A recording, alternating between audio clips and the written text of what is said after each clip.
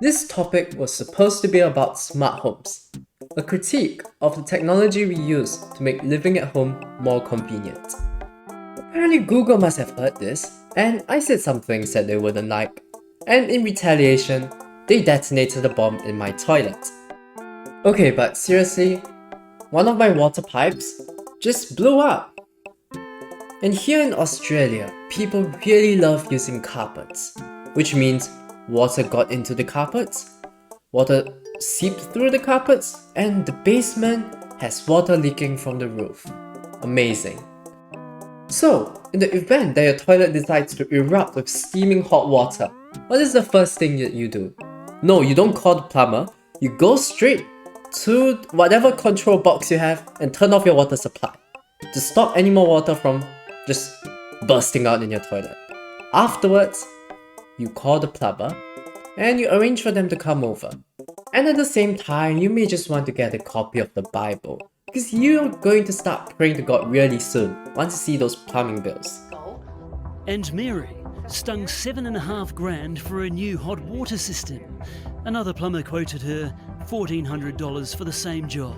Nothing's for free. With recent events in mind, this topic is now about toilets and how they're basically a ticking time bomb.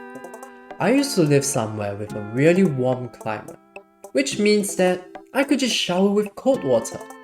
Before you call me a psychopath, have you tried getting warm water every morning? Heated water is just, it's impossible to get water at the right temperature. You give it a small twist and it goes from one extreme temperature to the other. So the whole thing becomes a 20-minute ordeal. And I just stand there, bare, waiting for the water to just be the right temperature, shivering. What a horrible experience.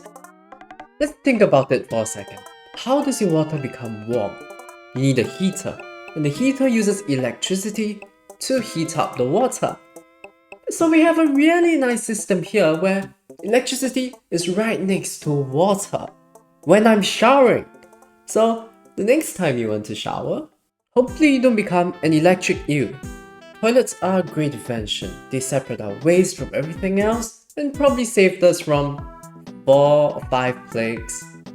We're much better with toilets. The problem is, we're still being cavemen and using toilet paper. I'm unfortunate enough to be located at a house with no bidets. So I just got sick of it and I searched up how to install your own bidet. Apparently it's illegal here in Australia. Well, okay, it's a practical reason because if you don't install it correctly, your wastewater may flow back into your clean drinking water. It may affect your neighbors as well. And just think about that for a moment. We are one backflow valve away from having our drinking water be contaminated with feces. So we have the possibility of being electrocuted, we have the chance of being poisoned by our own fecal matter.